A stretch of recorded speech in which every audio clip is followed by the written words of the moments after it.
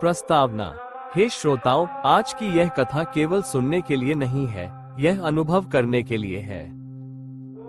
ये कथा बताती है कि जब जीवन में सब कुछ समाप्त लगता है, तब भी महादेव की भक्ति से नया आरंभ संभव है। इस कथा को प्रस्तुत कर रहा है स्वराज साई शिरडी चैनल, जहां भक्ति और प्रेरणा साथ चलती है। पहला भाग, गिरिराजपुर गांव और युवक आरव की पीड़ा। कथा प्रारंभ होती है हिमालय की गोद में बसे एक छोटे से गांव गिरिराजपुर से। वहां एक युवक रहता था, आरव। आरव का जीवन संघर्षों से भरा था। पिता का देहांत बचपन में ही हो गया, मां बीमार और परिवार की जिम्मेदारी उसके कंधों पर थी। वो मेहनत करता, पर हर बार असफलता उसका मजाक उड़ाती। एक दिन थका हुआ आरव गांव के बाहर बहती नदी के किनारे बैठा था। उसकी आंखों से आंसू बह रहे थे। वह बोला, हे भगवान, अगर आप सच में हो तो बताओ, क्यों मेरे साथ ऐसा होता है। तभी एक साधु वहां से गुजरे, मस्तक पर भस्म, गले में रुद्राक्ष और होठों पर ओम नमः शिवाय का उच्चारण। साधु मुस्कुराए और बोले, बेटा, जब दुनिया सवाल करती है तब महादेव जवाब देते हैं, लेकिन उत्तर पाने के लिए भक्ति चाहिए, शिकायत नहीं। साधु ने आरव को कहा, कल से सूर्योदय के समय शिवालय में जाकर केवल 11 बार ओम नमः शिवाय जप करना और 21 दिनों तक यही साधना जारी रखना। आरव ने श्रद्धा से सिर झुका दिया। दूसरा भाग, भक्ति का प्रारंभ और पहला अनुभव। अगले ही दिन से आरव ने भक्ति आरंभ की। पहले दिन उसका मन डगमगाया, दूसरे दिन आलस्य आया, लेकिन तीसरे दिन से कुछ बदलने लगा।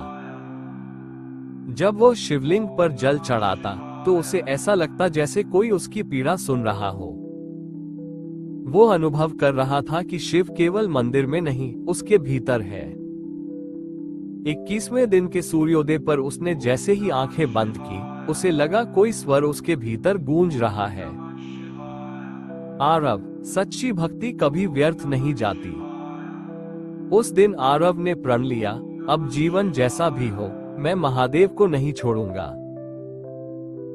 स्वराज साई शिरडी चैनल पर ऐसी ही कथाएं सुनते रहिए जो आत्मा को स्पर्श करें।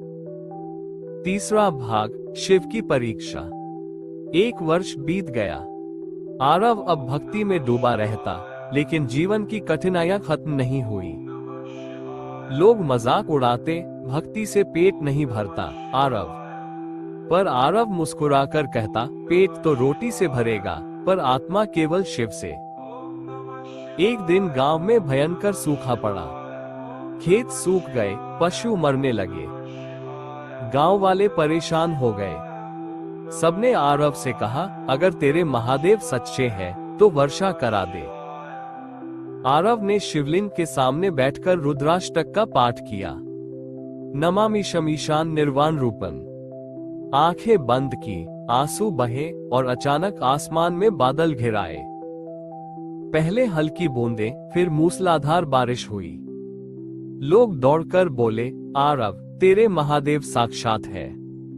आरव बोला, नहीं, मेरे नहीं, हम सबके हैं, बस हमने विश्वास खो दिया था। चौथा भाग, जीवन में परिवर्तन। वर्षा के बाद गांव में हरियाली छा गई। लोगों का विश्वास लौटा। आरव अब गांव का शिव भक्त कहलाने लगा।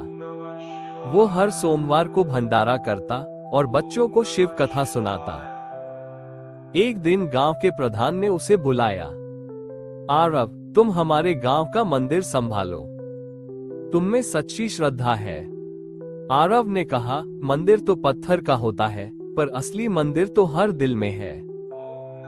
और तभी से उसने निर्णय लिया, वह हर गरीब की मदद करेगा, क्योंकि शिव वही है जो दूसरों में शिवत्व देखे। पांचवा भाग, महादेव का दर्शन। सालों की भक्ति के बाद एक रात आरव कैलाश पर्वत जाने निकला। हिमालय की ठंड में वो बर्फ पर बैठा ओम नमः शिवाय जप कर रहा था। अचानक चारों ओर तेज प्रकाश फैल गया और सामने प्रकट हुए स्वयं महादेव।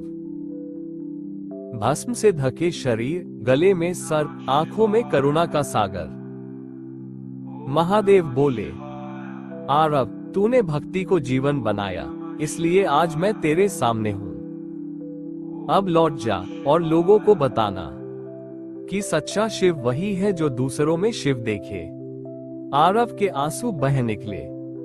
वो बोला, प्रभु, मैं कुछ नहीं मांगता, बस हमेशा आपकी भक्ति बनी रहे। महादेव मुस्कुराए, तू और तेरा स्वराज साई शिरडी चैनल भक्ति का माध्यम बनेगा। जहां जहां ये कथा पहुंचेगी, वहां मैं स्वयं उपस्थित रहूंगा। समापन संदेश। हे श्रोताओं, ये कथा केवल आरव की नहीं, ये हर उस व्यक्ति की है जो जीवन में संघर्ष कर रहा है। अगर आपका विश्वास अडिग है, तो महादेव अवश्य प्रकट होते हैं, कभी रूप में, कभी संकेत में, कभी किसी कथा के माध्यम से।